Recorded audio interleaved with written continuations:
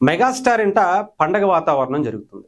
ఇంకొంతమందికి కడుపు మంట వచ్చేస్తుంది. వాళ్ళకి ఆ కడుపు మంటతో, ఆ తుత్తరతో ఏం చేయాలో అర్థం కావట్లేదు. వాళ్ళ ఇంట్లో సంబరాలు జరిగిపోతున్నాయి, సెలబ్రేషన్స్ జరిగిపోతున్నాయి. అభిమానుల ఆనందానికి అసలు ఒక రేంజ్లో సెలబ్రేషన్స్ కనిపిస్తున్నాయి. ఇలా ఆనందంగా ఉంటే మనకి అస్సలు నచ్చదు. అందుకనే రెడీ అయిపోయారు. పేటీఎం బ్యాచ్ కావచ్చు, సైకో లక్షణాలు ఉన్నటువంటి వ్యక్తులు కావచ్చు, ఆ కుటుంబం మీద పడి ఏడ్చేటువంటి వ్యక్తులు అందరూ కూడా సిద్ధమైపోయారు. వీళ్ళందరికీ అంటే ఆడపిల్ల పుడితే మీరు ఎలాంటి సెలబ్రేషన్స్ చేయరా, ఇలా మగపిల్లడు పుడితేనే మీరు సెలబ్రేషన్స్ చేస్తారా అని సోకాల్డ్ కొంతమంది బయటకు వచ్చి లెక్చర్లు ఇస్తూ మాట్లాడుతున్నారు. అక్కడ ఎవరిచ్చారో తెలుసా ఆన్సర్? ఎలాంటి ఆన్సర్ ఇచ్చారో తెలుసా? ఒక్క రేంజ్లో ఆ ఇంటి నుంచి వచ్చినటువంటి ఒక ఆడపిల్ల, అంటే రీసెంట్గా ఆ ఇంటికి కోడలైనటువంటి హీరోయిన్ లావణ్య త్రిపాఠి గారు, వరుణ్ తేజ్ గారి భార్య, మెగా ఇంట కోడలుగా అడుగుపెట్టిన తర్వాత ఆమె ఇచ్చిన సోషల్ మీడియాలో ఒక వెధవకి ఇచ్చినటువంటి ఆన్సర్ చూస్తే మతిపోయింది. నిజంగా చెప్తున్నాను కదా, అలా బయటికి రావాలి. ఒక మెగా ఇంటి ఆడబడుచు సైలెంట్గా ఉంటబట్టే ఇలా ఇష్టం వచ్చినట్టు ఇలా వాగుతున్నారు. ఇలా బయటకు వచ్చి ఆమె మాట్లాడింది కాబట్టి ఒక్కొక్కడికి ఫీజులు ఎగిరిపోయేటువంటి కౌంటర్ ఇచ్చిందంటే మామూలుగా లేదు. ఒక ట్వీట్ మీకు పక్కన చూడండి ఒకసారి. లావణ్య త్రిపాఠి గారు సోషల్ మీడియాలో అంత యాక్టివ్గా ఏముండరు. జస్ట్ ఏదో కొన్ని పోస్టులు చేస్తూ ఉంటారు. చేసిన అంటే కొన్ని ఏదో ఒక సమయం సందర్భాన్ని బట్టి చెప్తా ఉంటారు తప్ప దాని మీద ఎక్కువగా ఇలాంటి ఇష్యూస్ మీద స్పందించడం అనేది ఆవిడ ఇప్పుడు కనిపించదు. కానీ ఆ ఇష్యూ గురించి ఆవిడ మాట్లాడినటువంటి మాటలు నేను ఒక్కసారి మీకు వినిపిస్తాను. తెలుగులో వినిపిస్తాను. ఇంగ్లీష్లో ఆమె పెట్టింది కానీ తెలుగులో వినిపిస్తాను, ఒక్కసారి వినండి. మెగా ఇంట ఆడపిల్లలకి రెస్పెక్ట్ లేదు అని మాట్లాడుతున్నటువంటి కొంతమందికి, లింకారా పుట్టినప్పుడు ఇలాంటి సెలబ్రేషన్స్ చేయలేదు అని మాట్లాడేటువంటి సోకాల్డ్ సైకో వెధవలకి, చిరంజీవి గారు తన పిల్లల్ని మనవరాళ్ళని ఆడ మగ అని అసలు చూడరు. ఆడపిల్లల్ని ఆ కుటుంబం చూసేటువంటి విధానాన్ని, ఆ గొప్ప పద్ధతిని గనక నిజంగా మీకు తెలిస్తే అసలు మీరు ఇలా మాట్లాడరు అని మాట్లాడుతూనే చాలా తీవ్రంగా మాట్లాడింది ఆమె.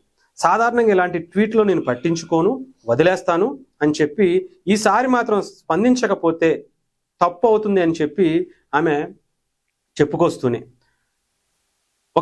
ఒక మధురమైనటువంటి క్షణాన్ని, ఒక ఆనందదాయకమైనటువంటి క్షణాలని ఇలా నీచమైనటువంటి ఆలోచనలతో, ఇలా కలుషితమైనటువంటి మాటలతో మీరు వాళ్ళని ఇబ్బంది పెట్టాలనే ప్రయత్నం చేస్తున్నారు. ఆ కుటుంబంలోని మహిళలను, ముఖ్యంగా మనవరాళ్లను ఎంత ప్రేమగా, గౌరవంగా చూస్తారో విమర్శలు చేసే వారికి అసలు అవగాహనే లేదని ఆమె వ్యాఖ్యానించారు. చిరంజీవి చేసేటువంటి సేవలు, ఆ కుటుంబానికి ఇచ్చేటువంటి విలువ చాలా మందికి సాధ్యం కాదని ఆమె మాట్లాడుతూ ఆ ట్వీట్లో మీకు వచ్చినటువంటి అర్థం. అలాగే ఆయన చేసినటువంటి సేవా కార్యక్రమాల్లో, చూపించేటువంటి విధానంలో, వాళ్ళకు ఉండేటువంటి ఆడవాళ్ళ మీద గౌరవం కావచ్చు, వాళ్ళ మీద ఉండేటువంటి ప్రేమ కావచ్చు, 1% మీరు మాట్లాడేటువంటి వ్యక్తుల దగ్గర ఉంటే ఉందని కూడా నేను అనుకోవట్లేదు అని చెప్పిందంటే ఆలోచించండి. ఆమె ఇక్కడే పుట్టి ఇక్కడే పెరిగి చిరంజీవి గారి ఫ్యామిలీ అంటే ఏంటో గొప్పగా తెలిసినటువంటి వ్యక్తి కాదు. ఎక్కడో నార్త్ ఇండియాలో పుట్టి తెలుగు సినిమాల్లోకి వచ్చి లావణ్య గారు వరుణ్ తేజ్ గారు ఒక లవ్ చేసుకుని పెళ్లి చేసుకున్నారు. ఆ ఇంట్లో, ఆ కుటుంబంలో ఆడవాళ్ళకి ఎంత గౌరవిస్తారో ఆమె చెబుతుంది బయటకు వచ్చి. మీరు ఆలోచించండి. ఎంతసేపు మనం ఇక్కడ ఉన్నటువంటి తెలుగు వాళ్ళం ఆయన మీద పడి ఏడవటం, కొంతమంది మరి అదే పని కట్టుకుని అదే జీవితంగా, అదే ఒక ఉద్యమంగా పనిచేస్తున్నటువంటి వ్యక్తులు ఉంటారు. వాళ్ళేమో ఆకాశానికి, ఎక్కడ ఆస్కార్ రేంజ్ వరకు గ్లోబల్ స్థాయికి వెళ్తుంటే, ఇక్కడ మాత్రం మనం వాళ్ళని, వాళ్ళ కుటుంబాన్ని ఏదో ఒక విధంగా కించపరచాలి. కులం పిచ్చితోనో, మతం పిచ్చితోనో, వర్గం పిచ్చితోనో మనం వాళ్ళని తగ్గించాలి. వాళ్ళు చేస్తున్నటువంటి గొప్ప కార్యాలు కనిపించవు. వాళ్ళు చేస్తున్నటువంటి కొన్ని కోట్ల రూపాయల సేవా కార్యక్రమాలు కనిపించవు. లింకారాకి సంబంధించి మీరు ఒక్కసారి పక్కన వీడియో వేసుకుని చూసుకోవచ్చు.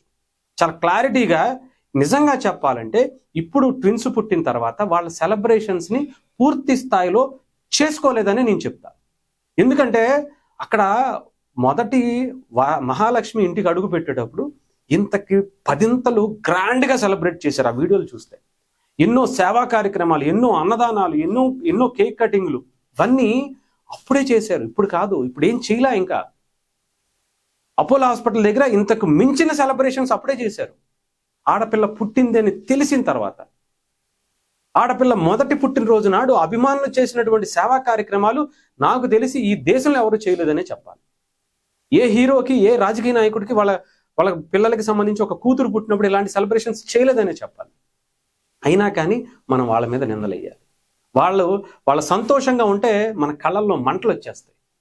వాళ్ళ సంతోషంగా వాళ్ళ కుటుంబంలో వాళ్ళ అభిమానులు హ్యాపీగా ఫీల్ అవుతే మన కడుపు మంట ఇంకా ఆగదు. ఇంకా మనకు అసలు ఏదో ఒకటి వాళ్ళ మీద చేసేయాలి, వాళ్ళ ఆనందాన్ని చెడగొట్టేయాలి. ఇదే పని తప్ప, సోషల్ మీడియా ఇదే బుద్ధి తప్ప ఒక మంచి పనికి ఉపయోగించండి రా.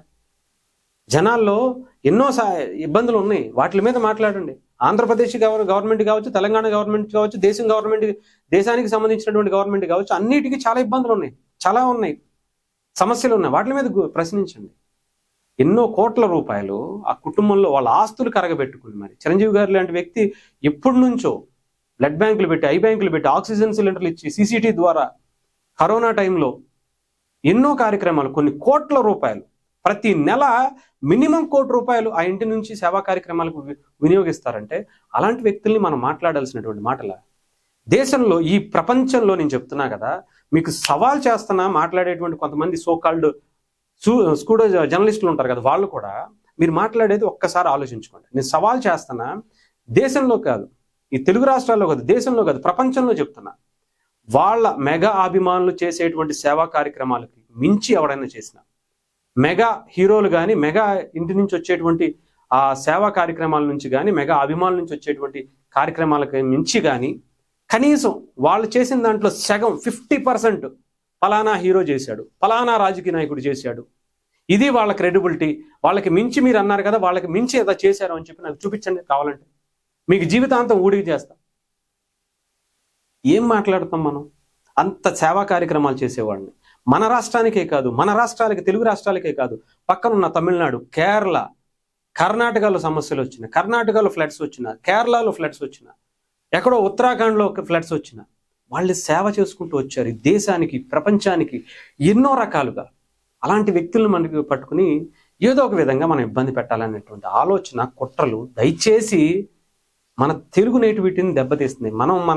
మన దేశం, మన రాష్ట్రంలో మన తెలుగువాడిగా పుట్టినటువంటి ఎంత మంచి వ్యక్తులు దేశం స్థాయిలోకి వెళ్తుంటే వాళ్ళని మనం కించపరుస్తూ చేసేటువంటి వ్యాఖ్యలు కరెక్ట్ కాదు. ఆలోచించుకోండి.